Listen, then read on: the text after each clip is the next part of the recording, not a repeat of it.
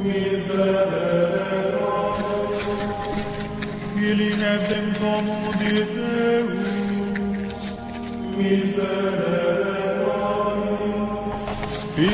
Sancte Deus, 1295 ഫ്രാൻസിലെ ഒരു വൻ നഗരമായ മൊബാലിയയിൽ ഒരു സമ്പന്ന കുടുംബത്തിലെ ദമ്പതികൾക്ക് അനേക വർഷങ്ങളിലെ പ്രാർത്ഥനകളുടെയും നേർച്ച കാഴ്ചകളുടെയും കാത്തിരിപ്പിന്റെയും ഫലമായി ഒരു ആൺകുഞ്ഞു പിറന്നു. തങ്ങളുടെ സ്വത്തിന്റെ എല്ലാം ഏക അവകാശിയായി ജനിച്ച ആ കുഞ്ഞിന്റെ മാർവിൽ ഒരു കുരിശടയാളം കാണപ്പെട്ടു.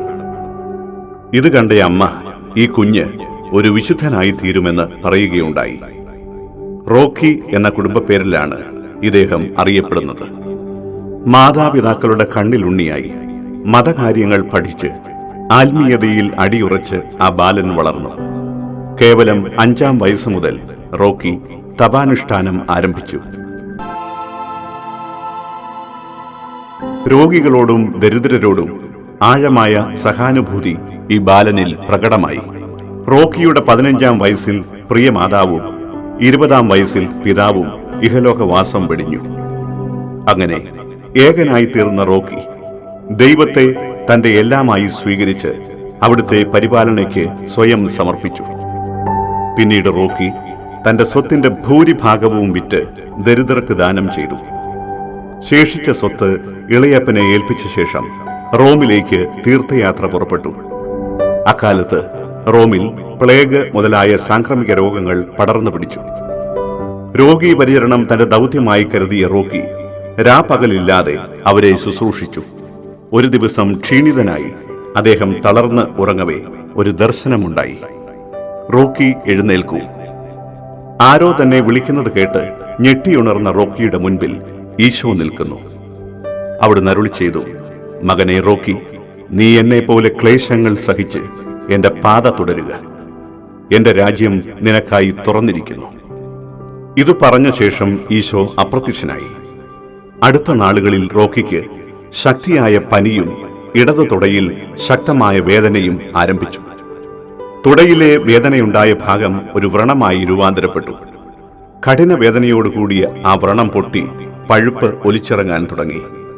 ഒപ്പം സഹിക്കാൻ വയ്യാത്ത ദുർഗന്ധവും. കാലുകുത്തി നടക്കുവാൻ പോലും അദ്ദേഹത്തിന് സാധ്യമല്ലാതായി.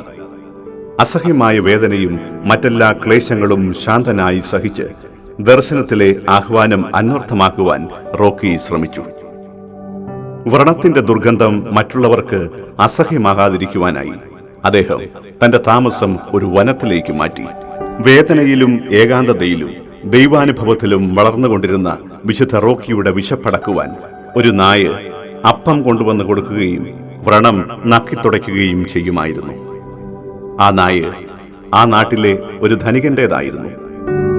വിവരമറിഞ്ഞ ധനികൻ റോക്കിയെ തന്റെ ഭവനത്തിലേക്ക് കൂട്ടിക്കൊണ്ടുവരികയും മരുന്നും ശുശ്രൂഷയും നൽകി ആരോഗ്യവാനാക്കുകയും ചെയ്തു. ഈ നായ വിശുദ്ധ റോക്കിക്ക് ചെയ്ത സേവനത്തിന്റെ ഓർമ്മയ്ക്കാണ് വിശുദ്ധ റോക്കിയുടെ ചിത്രങ്ങളിലും പ്രതിമകളിലുമെല്ലാം നായ കാലിലെ വ്രണം നക്കിത്തുടയ്ക്കുന്നതിന്റെ ചിത്രീകരണമുള്ളത്.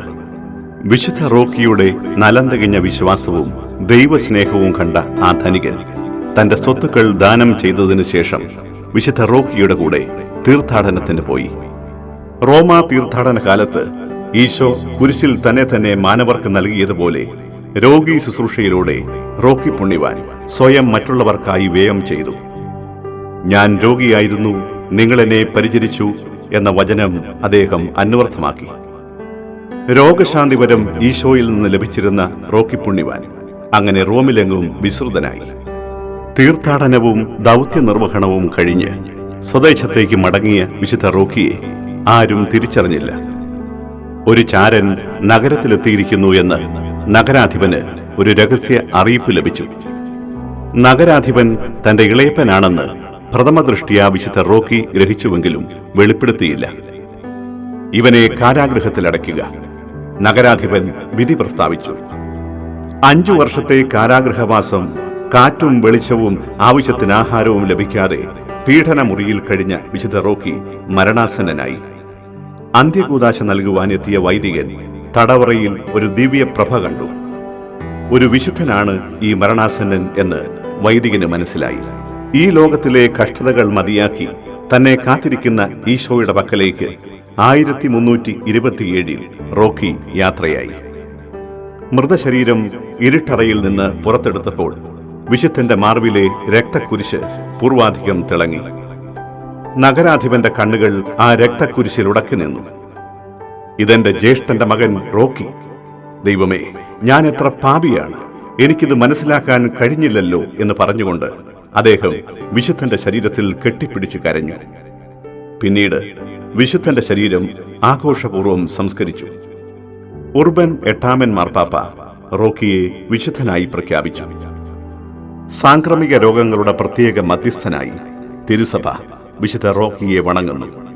പീഡിതരിലും രോഗികളിലും ദരിദ്രരിലും ഈശോയെ കാണുവാനും സ്നേഹപൂർവ്വം ശുശ്രൂഷ ചെയ്യുവാനുമുള്ള ക്രിസ്തീയ ചൈതന്യം നമ്മിൽ നിറയുവാൻ വിശുദ്ധ റോക്കിയുടെ മാധ്യസ്ഥം തേടി നമുക്ക് പ്രാർത്ഥിക്കാം.